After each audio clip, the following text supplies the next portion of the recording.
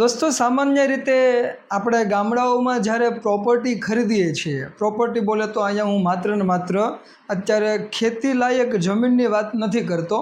કોઈ મકાન તમે ખરીદો છો તો અથવા તમે કોઈ પ્લોટ ખરીદો છો તો ગ્રામીણ વિસ્તારની અંદર એની નોંધણી કઈ જગ્યાએ કરાવવી જોઈએ. શરત એટલી છે કે અત્યારે આપણે જે ચર્ચા કરીએ છીએ એ માત્ર ગ્રામ્ય વિસ્તારની ચર્ચા કરીએ છીએ કે શહેરમાં જે કાંઈ પણ પ્રોપર્ટી ખરીદી થાય છે એના માટે આપણે એક અલગથી વિડીયો બનાવીશું કે એની નોંધણી ક્યાં થતી હોય છે. પણ ગામડાના નિવાસી તમે હોવ અથવા તો ગામડાની અંદર તમે કોઈ પ્લોટ ખરીદ્યો છે અથવા તો કોઈ મકાન ખરીદ્યું છે તો એની નોંધણી કઈ જગ્યાએ થતી હોય એની એક તમને થોડીક માહિતી આપું મિત્રો. સામાન્ય રીતે એવું હોય કે ગામડાની અંદર 2-3 પ્રકારના જમીનોમાંથી તમે પ્રોપર્ટી ખરીદતા હોવ છો. ગામની અંદર એક વિસ્તાર એવો છે કે બહુ જૂનો વિસ્તાર છે, બાપ દાદા વખતનો પેઢીઓથી પેઢીઓ ચાલ્યો આવતો હોય એવા જૂના ગામનો વિસ્તાર છે. તો જૂના ગામના વિસ્તારની અંદર મોટા ભાગે એવું હોય છે, જોકે અપવાદ એનાય હોય છે, પરંતુ મોટા ભાગે એવું હોય છે કે ગામની અંદર જે આકારણી રજિસ્ટર જે છે, જેની અંદર કોઈ પણ વ્યક્તિનો ઘર વેરો કેટલો આવશે એનો ઉલ્લેખ કરેલો હોય છે અને મકાન નોંધાયેલું હોય છે. તો એ જે આકારણી રજિસ્ટર, જેને ગામ નમૂના નંબર 8 તરીકે ઓળખવામાં આવે છે, તો જૂના ગામની અંદર જે કોઈ પણ એની સંપત્તિ છે, જેની અંદર મકાન છે કે કોઈ પ્લોટ છે, તો એનો ઉલ્લેખ આકારણી રજિસ્ટરમાં હોય. ક્યારેક ખુલ્લા પ્લોટનો ઉલ્લેખ નથી હોતો. તો એવું નહીં માનીને બેસી જવાનું કે બહુ જૂનું વિસ્તાર છે ગામની અંદર અને ત્યાં તમે કોઈ પ્લોટ લીધેલો છે તો એ પ્લોટનો ઉલ્લેખ ગામ નમૂના નંબર 2 અને ગામ નમૂના નંબર 8માં હશે જ, આવું જરૂરી નથી મિત્રો. ઘણીવાર એવું બન્યું હોય કે જે તે સમયે પહેલાં ત્યાં મકાન હોય, પછી લોકોએ જે તે માલિકે એને પાડી દીધું હોય, સપાટ કરી નાખ્યું હોય, ત્યાં અત્યારે ખુલ્લો પ્લોટ પણ હોઈ શકે. એટલે હું માત્ર અત્યારે જો જૂના ગામની વાત કરું તો જૂના ગામની મકાનનો આધાર જે છે, પુરાવો જે છે, એ મોટા ભાગે ગામ નમૂના નંબર 8 એટલે કે આકારણી રજિસ્ટરની અંદર હોય અને એની ઘરવેરાની પહોંચ આવતી હોય છે. પછી તમે એ મકાન કોઈની પાસેથી ખરીદો તો તમારે આકારણી રજિસ્ટરની અંદર એ ફેરફાર કરાવવાનો હોય. માની લો કે કોઈ ધીરુભાઈ નામના વ્યક્તિએ મકાન જે છે એ વેચી દીધું અને મુકેશભાઈ એની પાસેથી મકાન ખરીદ્યું છે. અહીંયા નામ માત્ર ઉદાહરણ માટે લીધા છે. તો ધીરુભાઈ મકાન વેચે છે ને મુકેશભાઈ મકાન ખરીદે છે, તો તમારે એવું સમજવાનું કે ગામ નમૂના નંબર 8 એટલે કે આકારણી રજિસ્ટરની અંદર જે કોઈ આ મકાનની લે વેચ થઈ છે એ તમારે ગ્રામ પંચાયતની અંદર તલાટી કમ મંત્રી જે છે એમની પાસે જઈને એમને તમારે જાણ કરવાની કે ભાઈ આ મકાન જે છે હવે અમે ખરીદ્યું છે. લેખિતમાં અરજી કરીને જાણ કરવાની કે આવી રીતની અમારા બંને વચ્ચે દસ્તાવેજથી ખરીદી થયેલી છે. અને મિત્રો, ખરીદી દસ્તાવેજથી જ કરવાનો આગ્રહ રાખવાનો. સાટા ખત ને એવું બધું હવે માન્ય રાખવામાં આવતું હોતું નથી, એટલે દસ્તાવેજ કરવાનો આગ્રહ રાખવો.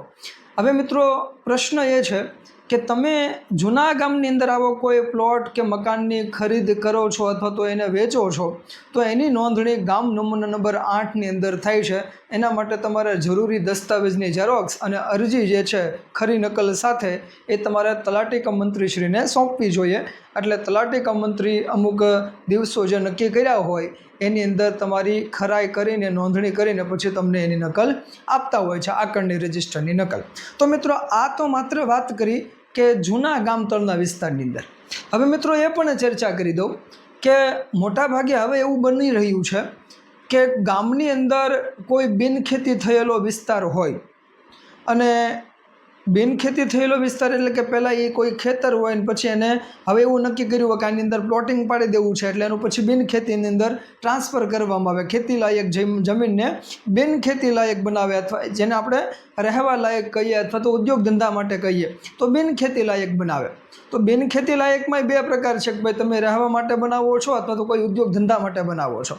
અત્યારે હું તમને ઉદ્યોગ ધંધાની વાત નથી કરતો, અત્યારે પહેલાં આપણે રહેવા લાયક મકાનની વાત કરીએ છીએ. તો મિત્રો, અહીંયા સમજો કે કોઈ બિનખેતી થયેલું ખેતર છે, એમાં પ્લોટિંગ પડી ગયું છે અને એ પ્લોટમાંથી તમે કોઈ પ્લોટ ખરીદો છો તો એની જાણ તમારે તરત જ દસ્તાવેજની એક ખરી નકલ અને એક અરજી તમારે ગ્રામ પંચાયતમાં તલાટી કમ મંત્રીશ્રીને આપવી જોઈએ. એટલે જૂના માલિક પાસેથી નવા માલિકના નામે પ્લોટ આવી જાય એની જાણ તલાટી કમ મંત્રીને ખરીદનાર વ્યક્તિએ અથવા તો વેચનાર વ્યક્તિએ કરવાની હોય છે. તમે જાણ નથી કરતા તો તમે વાંકમાં ગણાવ છો. હવે એકવાર તમે જાણ કરો એટલે એની નોંધ ગામ નમૂના નંબર 2ની અંદર પડે અને પછી એ નોંધની નકલ તમારે લઈ લેવાની.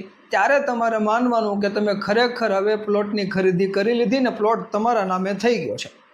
હવે મિત્રો, ગામડાના લોકો અહીંયા ભૂલ શું કરતા હોય છે કે એને ખબર જ નથી હોતી કે એ જે જગ્યાએથી પ્લોટની ખરીદી કરી રહ્યા છે એ પ્લોટ ખરેખર બિનખેતી થયેલો છે કે નહીં એ તપાસ જ નથી કરતા. ક્યારેક એવું બનેલું હોય કે જમીન વાળી લીધેલી હોય ને કોઈ બારોબાર પ્લોટ વેચી દેતું હોય, આવું પણ બનતું હોય છે. એટલે પ્લોટ જ્યારે તમે ખરીદી કરો ત્યારે હું નવા ગામતળની વાત કરું છું, જૂના બાપ દાદા વખતનું જે ગામ છે એની વાત નથી કરતો. તો આજે નવા ગામતળની અંદર તમે જો કોઈ બિનખેતીવાળો પ્લોટ ખરીદો છો તો પહેલાં તમે ગ્રામ પંચાયતમાં તપાસ કરો કે જે જગ્યા હું ખરીદવા જઈ રહ્યો છું એ જગ્યા ગ્રામ પંચાયતના ચોપડે કયા નામથી ને કેટલા વિસ્તારની એ જગ્યા નોંધાયેલી છે. આ પહેલાં તપાસ કરવી જોઈએ અને પછી જ કોઈ એક વ્યક્તિને 1 રૂપિયો ચૂકવવો જોઈએ. ત્યાં સુધી ચૂકવાય નહીં, આવી અમારી સલાહ છે.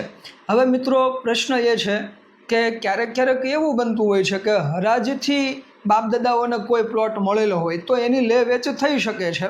પણ પહેલાં મેં કીધું એમ કે ગ્રામ પંચાયતની અંદર તમારે તપાસ કરી લેવી કે જે જગ્યા તમે ખરીદી કરવા જઈ રહ્યા છો એ કોના નામે અત્યારે બોલે છે ને પછી જ તમારે ખરીદી કરવી. હવે મિત્રો, ક્યારેક એવું થતું હોય કે ગામડાઓની અંદર પહેલાં અને આજે પણ મફત પ્લોટ જે છે એ ગરીબ લોકોને આપવામાં આવતા હોય છે અને એ લોકો ક્યારેક એ પ્લોટ વેચી દેતા હોય છે. પણ મિત્રો, અહીંયા યાદ રાખજો, કોઈ પણ વ્યક્તિને મફત પ્લોટ મળેલો હોય તો એ પ્લોટ ક્યારેય વેચી શકાતો નથી. એનો દસ્તાવેજ ક્યારેય બીજા વ્યક્તિના નામે થઈ શકતો નથી. એની સનદ હોય છે, હરાજીના પ્લોટની પણ સનદ હોય છે અને જે મફત પ્લોટ હોય છે એની પણ સનદ હોય છે મિત્રો. એટલે ખાસ ધ્યાન આપવું, કોઈ પણ મફત પ્લોટ હોય એની ખરીદી કરવી નહીં. જો તમે ખરીદી કરશો તો કદાચ તમે કબજો તો મેળવી લેશો પરંતુ એ પ્લોટ ક્યારેય તમારા નામનો થઈ શકશે નહીં, એના પૈસા પડી જશે. એટલે હંમેશા અમારી એક જ સલાહ રહેતી હોય છે કે જ્યારે તમે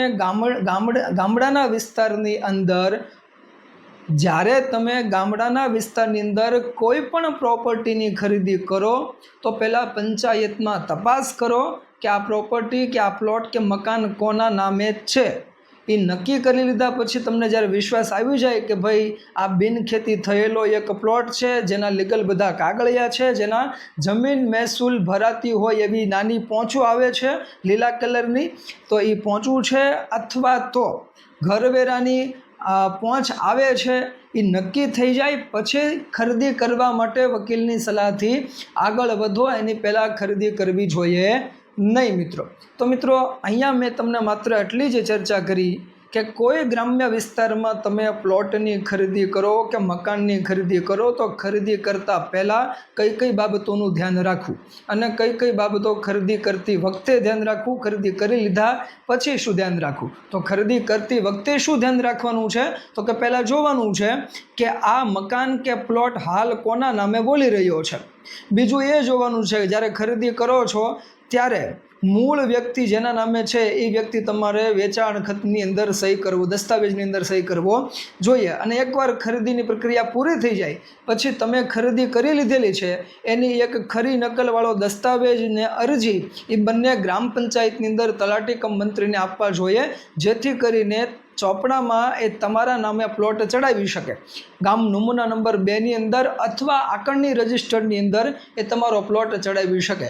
એટલે ગ્રામ્ય વિસ્તારની અંદર જ્યારે તમે કોઈ પ્લોટ કે મકાનની ખરીદી કરો ત્યારે એટલી બાબત ધ્યાન રાખવાની. અને હજી બીજું પણ જોજો કે કોઈ પણ મકાન હોય તો ક્યારેક એવું બનતું હોય છે કે પહેલાં તો એક પ્લોટ જ રહેવાનો છે.